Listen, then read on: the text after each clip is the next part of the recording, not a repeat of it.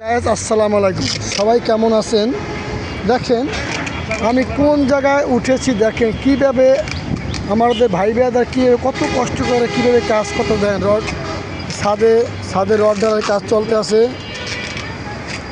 দেখেন কীভাবে মেরামত করে এই ছাদটা, মানে ঢালাই দিবে ভাই আমার। দেখেন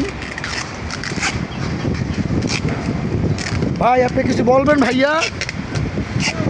বলার মতো কিছুই নাই, কষ্টের জীবন। জি রোদ বৃষ্টি এভাবেই আমাদের কাজ করে যেতে হয়।